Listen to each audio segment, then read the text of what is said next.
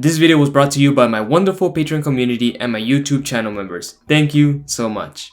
The Jehovah's Witness religion has been misogynist from the beginning. In Watchtower land, women are treated as second-class citizens in everything. And this misogyny permeates from the very top, with previous Watchtower president Joseph Rutherford describing women as a rag and a bone and a hank of hair, and claiming they were used by the devil to further his purposes. Even modern JW leaders talk down on women, with Samuel Hurd famously claiming that women were not suited for leadership roles because of their smaller brain size. You know, scientists say that the cranial capacity of a woman is 10% smaller than that of a man. So now this shows that she's just not equipped for the role of headship. Her role is one of subjection to the man. Her role is that of submissiveness, and that means that she should recognize that she is a woman and be glad to be a woman. That audio clip might be a few decades old, but the misogyny still lives on, as we saw in last week's Watchtower study. Young sisters become mature Christian women. Guys, this article was just so horrible that I had to make a video about it. I know that around 45% of my audience is female, so if you're a lady watching this, please don't forget to comment your experiences growing up in this religion. It's about to get culty. And this sister wouldn't shut up. She just would not shut up. She had her mouth on. Right off the bat, we are reminded that men and women are created not equal, since they have been assigned different roles by God. Well, I wonder what the role for women is in the congregation. First off, we have 3 qualities that make for a mature Christian woman. Number 1, humility. If a woman is humble, she will enjoy a good relationship with Jehovah and with others. For example, a woman who loves Jehovah humbly chooses to support the principle of headship that her Heavenly Father established. That principle has specific applications in the congregation and in the family arrangement. So in case you're not familiar with the headship arrangement, it's based on 1 Corinthians 11:3, where there's this hierarchy of people where Jehovah God is at the top, then below him is Jesus Christ, then the man, then at the very bottom of the barrel, woman. And this hierarchy is reflected in the congregations because women are not allowed to perform most of the duties of men. They cannot lead the worship service, they cannot offer prayers on behalf of the congregation, and they can't even do a reading of the Bible. The only time women are allowed to carry out these roles is if there are no baptized men available. If that's the case, they're obligated to cover their head as a sign of respect. Women are not even allowed to pass out microphones in the meetings. Microphones. So if you go to a kingdom hall and happen to see women carrying out mics, that only means that there were no men available to do that task. In this religion, women can only help out with the most mundane of tasks, giving comments, knocking on doors, cleaning the restrooms, and giving mock presentations from the platform. That's it. They are, by all means and purposes, second-class citizens. Men have the opportunity to rise up the ranks in this religion, going from elders to circuit overseers to branch overseers and even up to the top to become governing body members. But the most women can do is to be the wives of these prominent men. They're literally supporting characters, even though they carry out most of the hard work of preaching and converting people. She had her mouth on. In paragraph 6, women are encouraged to follow the example of Rebecca, the wife of Isaac, because apparently she's like the greatest example of submission and humility. Did the writers of this article not read her story? She literally tricks her blind-ass husband, once he's really old, into giving the inheritance to her favorite son. You call that submissive? Now let's see the second quality that women must cultivate to become mature Christians. Modesty. Esther showed modesty in another way. She was beautifully formed and attractive in appearance, yet she did not draw undue attention to herself. The Apostle Paul instructed Christian women to dress with modesty and soundness of mind. The Greek words used here suggest that a Christian woman's dress would be respectable and would show consideration for the feelings or opinions of others. How we admire our mature Christian sisters for dressing modestly. Now, all this sounds good and well. I think we should be considerate to the feelings of other people with how we choose to dress, because you wouldn't go into a mosque with shorts and a tank top or to a funeral with a bikini. Well, at least I hope you won't. But Watchtower takes this principle of modesty and just blows it out of proportion. Women are not given any leeway with their dress code. If you are a girl in the Kingdom Hall, first of all, you cannot wear dress pants, you have to wear a skirt. Second, the skirt has to be longer than your knees, because if it's not longer, when you sit down, it's gonna scoot up a little bit and show a bit of your leg, which is completely unacceptable. And of course, you cannot wear tight clothing that reveals your body shape. If you do, you will be judged, not only by the elders, but also by the elders' wives, who will make it clear to you that you are not dressing modestly. And if your elders are especially creepy, they might even deliver a local needs talk talking about proper dress. I remember when that happened in my congregation, one of my elders, this morbidly obese man who was always sweating, he got up on stage and awkwardly reminded women for 10 minutes of the need to dress properly, which meant no short skirts and no cleavage. And everyone in the congregation knew exactly who he was talking about. Super embarrassing and incredibly condescending. In this religion, women that dress immodestly are seen as a stumbling block for men. You wouldn't want to arouse feelings of passion in the mind of your fellow spiritual brother, would you? So instead of holding men responsible for their own thoughts, women are deemed accountable for how men react to the way they dress. Now, I know that this purity culture is not exclusive to JWs, that it's a more general problem in society that blames women for the way they dress if, they are assaulted or they are catcalled. But man, it's still a huge issue in this religion. Some teachings Lydia accepted immediately, but others took more time. Her manner of dress was not appropriate. She wore tight clothing and very short skirts. How did we correct that? By showing her in the Bible that women should dress with modesty and soundness of mind. It was not easy, but she did it. After that, when she attended meetings, she looked like one of Jehovah's Witnesses. And if you are a lady that grew up in the JW cult, please let us know if the elders ever gave you any trouble for the way you dressed. I've heard from anecdotes that it was especially difficult for bigger women to dress modestly because, if you have a bigger frame size, it's harder to hide your curves. It makes sense, right? But yeah, apparently it's also a problem in the congregations.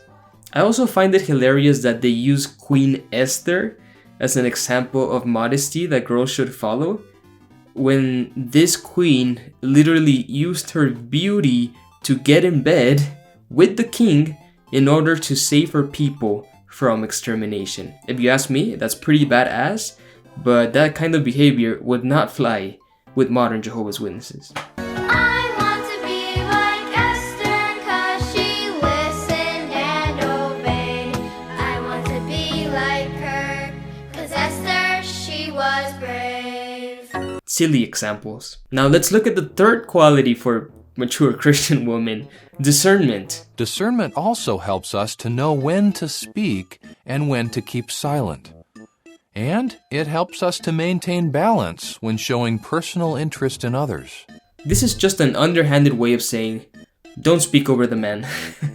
And don't show too much attention to someone who isn't your partner. They didn't even bother to give a Bible example for this one. But we do have a picture of a JW girl meditating on her biblical heroes. God forbid we show pictures of women being badasses in the Bible, like Deborah or Jael or Mary. Nah, all the women pictured here are literally bowing down to the men. They didn't even try to be subtle with their messaging. The next section of the article is titled, Learn Practical Skills. A Christian woman needs to develop practical skills. Some skills that a girl learns in childhood will continue to benefit her throughout her life. Learn to read and write well. Are you freaking serious? In some cultures, reading and writing are not considered to be important skills for women to learn. However, they are essential skills for every Christian. So do not allow any obstacle to stop you from learning to read and write well. How will you be rewarded? Such skills may help you to find and keep a job. You will become a better student and teacher of God's Word. Best of all, you will draw closer to Jehovah as you read His Word and meditate on it. Yes, ladies, you have to learn to read and write, or else, how are you gonna indoctrinate yourself and others into a doomsday cult? Now, credit where credit is due, Jehovah's Witnesses do have a long history of teaching people how to read and write with the little publications. I don't know if you ever saw it. It was like this white publication. So that's cool, although unfortunately, it was with the purpose to, convert people and not just for the sake of educating them. Now, second practical skill for women, learn to manage a home. In many places, women carry much of the load of running a household. Your mother or another capable sister may be able to help you learn the needed skills. A sister named Cindy says, "One of the most valuable gifts my mom gave me was teaching me the joy that comes from hard work. Learning such skills as cooking, cleaning, sewing, and shopping made my life easier and opened the way for me to do more in Jehovah's service." Yep, women have to learn essential life skills like cooking, cleaning, shopping, so they can be good, submissive wives. Because every woman in the world is down to be a stay-at-home mom, right, ladies? That's what you want, to be a submissive housewife? Housewives and mothers, rejoice in your work. Now, funnily enough, this set of recommendations, the part where you gotta learn how to cook and clean and take care of your house, is not repeated for the men in the following article, even though men should definitely know how to take care of themselves. Third practical skill. Learn to be self-sufficient. What? Okay, so should women be traditional housewives or should they be self-sufficient? Which one is it, Watchtower? Keep your focus on spiritual goals by avoiding unnecessary debt and by being content with a simple lifestyle. Guys, what this really means is that women should keep their ambitions low and devote as much time as possible to the religion, because this religion loves to keep people under poverty. Okay, so now that Watchtower has shared some of the qualities that make for a mature Christian woman, we're gonna see 4 different paths that women can choose for their lives. Option 1, remain single for a time. Alright, all well and good. If you don't want to get married, don't. That sounds like good advice to me. Option 2, become a full-time servant. Servant. I know this word is also applied to the men, but I never realized how horrible it sounds. I know they mean religious service by this, but still, calling people servants and good-for-nothing slaves is kind of off-putting, to be honest. You could become a full-time servant. Christian women have a tremendous impact on the worldwide preaching work. Can you plan now to enter the full-time ministry? You might serve as a pioneer, a construction volunteer, or a Bethelite. Pray about your goal. Talk to others who have reached such a goal and find out what you need to do to qualify. Then, make a realistic plan. Reaching your goal will open up many exciting opportunities for you in Jehovah's service. So those are the religious goals that a woman can aspire to reach in this religion. Become a pioneer, which is someone who dedicates 50 hours a month to the ministry. Become a construction volunteer, which involves becoming an unpaid laborer, building real estate for Watchtower. Or become a Bethelite, which is someone who serves at headquarters and, of course, unpaid. 0 opportunities for leadership. Women can only aspire to be the helping hand of man and nothing more. And again, it's difficult to overstate how much this religion relies on women. They make up the vast majority of the preaching force. if you see a group of JWs preaching in your neighborhood, I can assure you, women will always outnumber the men. But of course, it's only ever the dudes who get any of the credit. The most women get is the occasional lip service, oh thank you woman for all you do, followed by the reminder to submit. Woohoo! Oh my word. Option 3. Choose to get married. The article lists a couple of qualities that women should look for in potential mates. Is he respectful? Is he spiritually mature? Is he accountable? Which are all fine and good, you know? But at the end, we see that an exemplary man should have responsibilities in the congregation. In other words, he should be an elder or a ministerial servant.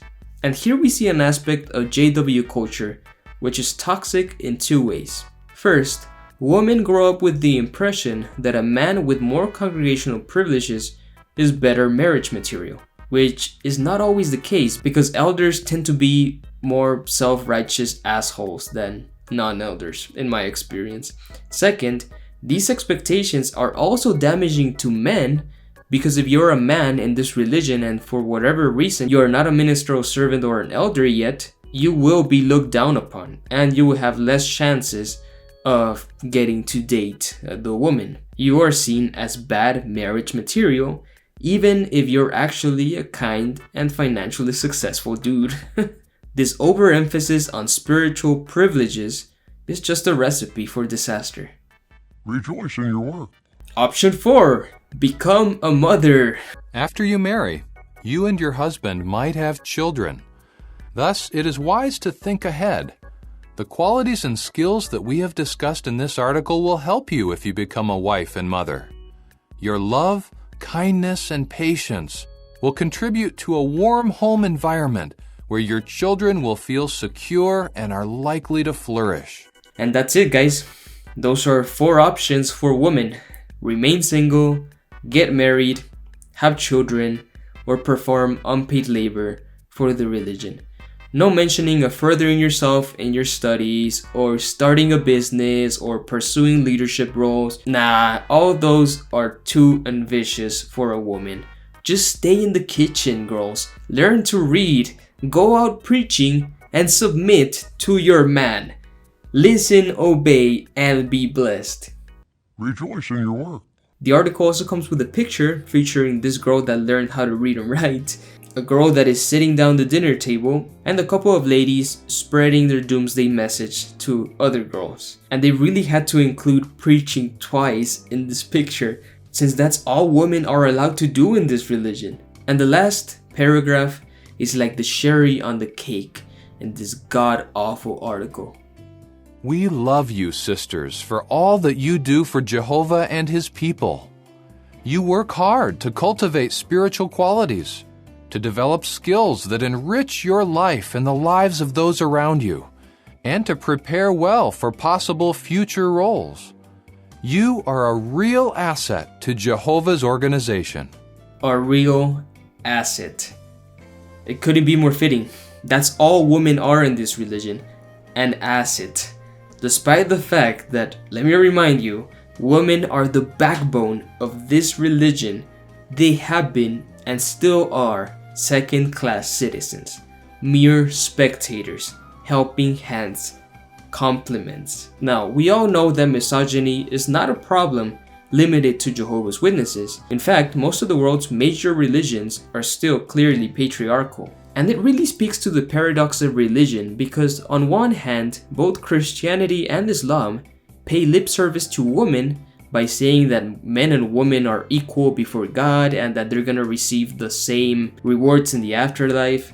But conveniently, this gender equality only applies to the afterlife because in the here and now, women are expected to submit. They are to remain quiet in the congregations, they are to cover themselves up, they are to pray in a different room in the mosque, and they are to accept that they're not worthy enough to lead their own congregations. These religions want to have their cake and eat it too, and it's ridiculous. Why women continue to put themselves under these systems that treat them like crap is beyond me. And this sister wouldn't shut up. She just would not shut up. She had her mouth on. But hey, what do I know? I'm just some dude on the internet, so I can't speak for women, but that's why I would love to hear your experience. If you grew up in this religion or another oppressive set of beliefs, please let me know. How was your experience being a woman in the religion? Your comments are the best part of this community, so again, thank you for sharing your personal thoughts. Now, as always, I want to thank my wonderful Patreon community and my YouTube channel members. You guys keep this channel going. Without your financial support, none of this would be possible. If you would like to gain early access to all my videos for only $1 a month, become a YouTube channel member or join me on Patreon. It's only $1 a month and you help keep this channel going. And don't forget to share this video with a friend and smash the subscribe button so you don't miss out on future Panda Tower videos. Thank you so much, guys. Take it easy and stay away from the tower.